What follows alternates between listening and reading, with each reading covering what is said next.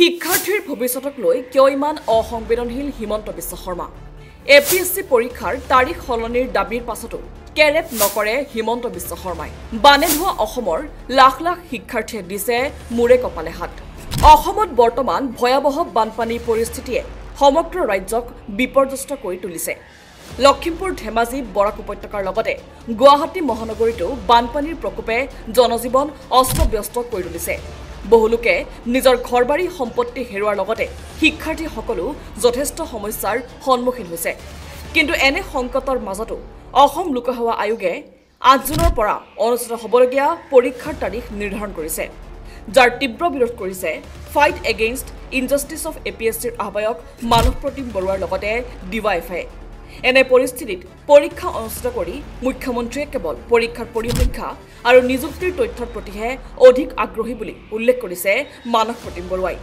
নমস্কাৰ fight against ইনজাষ্টিস of এপিএছচিৰ মঞ্চৰ পৰা মই মানৱ প্ৰতিম বৰুৱাই সমূহ সংবাদকৰ্মীক সম্ভাষণ জনাইছোঁ ৰাজ্যৰ শেহতীয়া বান পৰিস্থিতিৰ বিষয়ে আপোনালোক সকলো অৱগত আৰু এই সময়তে আমাৰ অসম লোকসেৱা আয়োগে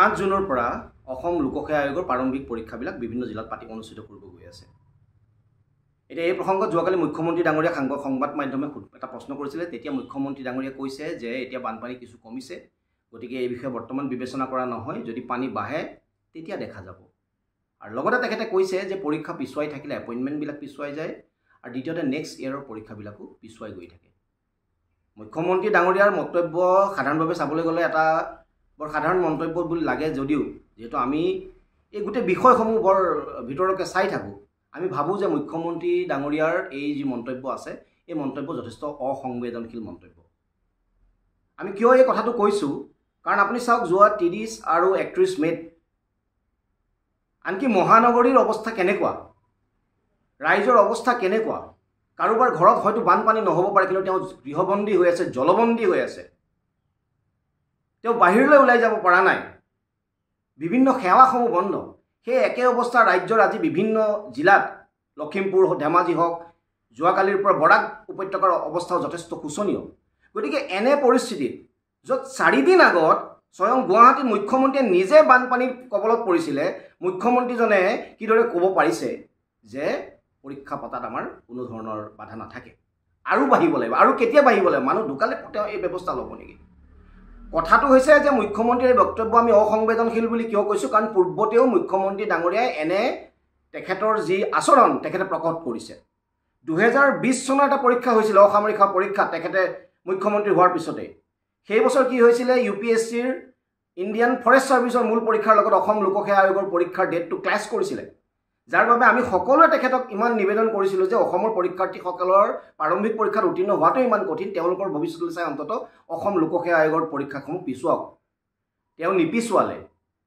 2023 বৰ্ষৰ মূল পৰীক্ষা অনুষ্ঠিত হ'ল 2024 বৰ্ষৰ জুলাই মাহত সম্পূৰ্ণ বৰাক উপত্যকাৰ বিশেষকৈ ৰাস্তা পদূলি ভাঙি অৱস্থা নাই বৰাকৰ পৰা আমাক অতি কমেও শ ল'ৰা ছোৱালী যোৱা বছৰত ফোন কৰিছিলে যে আমি গুৱাহাটীলৈ মূল পৰীক্ষা দিবলৈ আহিবলৈ আমাৰ ইমান অসুবিধা কিন্তু ৰাজ্যৰ মুখ্যমন্ত্ৰীজন ইমানেই অসংবেদনশীল তেখেতে ছাত্ৰ ছাত্ৰীৰ তেখেতে ভৱিষ্যতৰ কথা তেওঁলোকৰ প্ৰতি তেওঁ সংবেদনশীল নহয় কাৰণ মুখ্যমন্ত্ৰীজনে আচলতে কি হয় তেখেতে পৰীক্ষাৰ মানদণ্ড আৰু পৰীক্ষাৰ্থীৰ মানদণ্ডতকৈ তেখেতে এটা পৰিসংখ্যাক বেছি ভাল পায় কাৰণ আজি এইদৰে যেতিয়া বানপানী হয় তেতিয়াহ'লে একাংশ মেধাৱী ছাত্ৰ ছাত্ৰী বঞ্চিত হ'ব তেওঁ পৰীক্ষা হয়তো দিবও পাৰিলে কিন্তু আজি 7-8 দিন ধৰি স্বয়ং মহানগৰীতে যি অৱস্থা হৈছে য'ত কাৰেণ্ট পৰ্যন্ত নাই পাৰ্টীসকলে পৰীক্ষা কিদৰে দিব আৰু দ্বিতীয় যিটো কথা তেওঁ বৰ ইণ্টাৰেষ্টিং কৈছে যে নেক্সট ইয়েৰৰ পৰীক্ষাসমূহ পিছুৱাই যাব তথ্যগত ফালৰ পৰা যদি আমি ক'বলৈ যাওঁ মুখ্যমন্ত্ৰীৰ এই মন্তব্যটো কিন্তু শুদ্ধ নহয় আৰু গ্ৰহণযোগ্য নহয় কিয়নো অসম লোকসেৱা আয়োগৰ এই বছৰৰ পৰীক্ষাটো পিছুৱালে বুলি নেক্সট বছৰৰ পৰীক্ষাৰ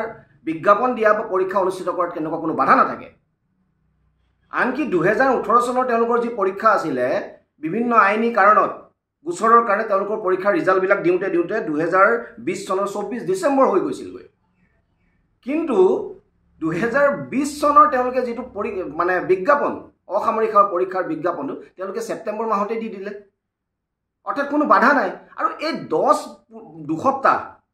আমি যদি 10-15 দিনো যদি পৰীক্ষাটো আমি পিছুৱাই দিওঁ যদি একাংশ মেধাৱী ছাত্ৰ ছাত্ৰী তাৰ দ্বাৰা উপকৃত হয় আমাৰ কি অসুবিধা আছে ইমান কিয় ৰাজ্যৰ মুখ্যমন্ত্ৰীজন ইমান অসংবেদনশীল? সেইকাৰণে আমিতো কেতিয়াও নকওঁ এইজন মুখ্যমন্ত্ৰীক পৰীক্ষা পিছুৱাবলৈ, কিন্তু তেখেতৰ যিটো আচৰণ অসংবেদনশীল, সেই আচৰণটো আমি অসমৰ ৰাইজক ক'ব বিচাৰোঁ, অসমৰ ছাত্ৰ ছাত্ৰীৰ আগত আমি তুলি ধৰিব বিচাৰিছোঁ।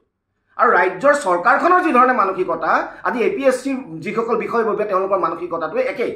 যোৱা বছৰ জুলাই মাহত তেওঁলোকে পৰীক্ষা পাতিছে, মূল পৰীক্ষা দিবলৈ যোৱা প্ৰাৰ্থীসকলৰ কি অৱস্থা, বৰাক উপত্যকাৰ ভঙা ৰাস্তাৰ পাৰ্টীবিলাক আহিবলগীয়া হৈছে।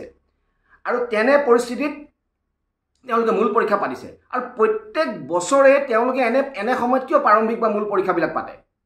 ৰাজ্যখনত ছেপ্টেম্বৰ মাহৰ পৰা মাৰ্চলৈ এনে এটা সময় থাকে য'ত বান পৰিস্থিতি তেনেকুৱা বেয়া হৈ নাথাকে। এই সময়খিনিৰ ভিতৰতে ফেব্ৰুৱাৰী মাৰ্চত তেওঁলোকে প্ৰাৰম্ভিক পৰীক্ষা পাতি তেওঁলোকে ছেপ্টেম্বৰ অক্টোবৰ নৱেম্বৰ যিকোনো সময়ত তেওঁলোকে মূল পৰীক্ষা বা বাকী অনুষ্ঠিত কৰিব পাৰে।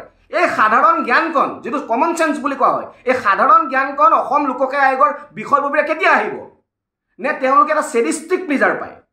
তেওঁলোকে এটা আসুৰিক তৃপ্তি পায় নেকি যে একাংশ মেধাৱী ছাত্ৰ ছাত্ৰী বঞ্চিত হ'ব? কাৰণ এইটো এটা ষ্ট্ৰেটেজিও হ'ব পাৰে যে একাংশ মেধাৱী ছাত্ৰ ছাত্ৰী, সকলো নহয়, একাংশ মেধাৱী ছাত্ৰ ছাত্ৰী আজি বান পৰিস্থিতিৰ বাবে তেওঁলোকৰ পৰীক্ষা হয়তো বেয়া হ'ব, কোনোবা হয়তো আহিবও নোৱাৰিব পাৰে। ইয়াৰ দ্বাৰা একাংশ তেওঁলোকে বিচৰা হয়তো প্ৰাৰ্থী হয়তো বাছনি হৈ যাব পাৰে। এটা ষ্ট্ৰেটেজিও হ'ব পাৰে নেকি? এইটো প্ৰশ্নও কিন্তু আহি যায়।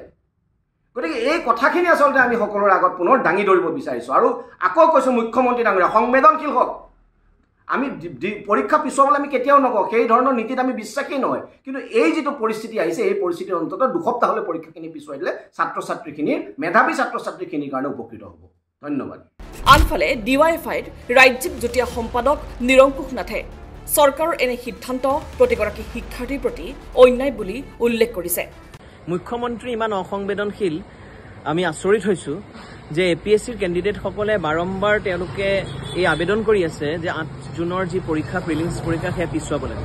আমি DYFIৰ ফালৰ পৰাও এই তাৰিখ পুনৰ বিবেচনা কৰাৰ দাবী জনাইছোঁ। ইতিমধ্যে ৰাজ্যখনৰ 21খন জিলা বানগ্ৰস্ত, বানত ক্ষতিগ্ৰস্ত হৈছে। বানপানীত এতিয়াও বিভিন্ন অঞ্চল ডুবি আছে। বিভিন্ন কেণ্ডিডেট যিসকলে পৰীক্ষা দিম বুলি ভাবিছিলে তেওঁলোক আক্ৰান্ত হৈ আছে। আজি গুৱাহাটীত আমি দেখা পাইছোঁ, গুৱাহাটীৰ বিভিন্ন অঞ্চল ডুবি আছে। এনে এক সময়ত আমাৰ DYFIৰ স্পষ্ট কথা যে মুখ্যমন্ত্ৰী সংবেদনশীল হ'বলৈ শিকক। মুখ্যমন্ত্ৰীয়ে কথাটো গুৰুত্ব সহকাৰে লওক যে APSCৰ কেণ্ডিডেটসকল তেওঁলোক প্ৰস্তুত পৰীক্ষা দিবৰ কাৰণে। কিন্তু তেওঁলোকে যদি আজি বানত ক্ষতিগ্ৰস্ত এলেকাৰ কেণ্ডিডেটসকলে পৰীক্ষা দিব নোৱাৰে, তাৰ কাৰণে কোন দায়ী হ'ব?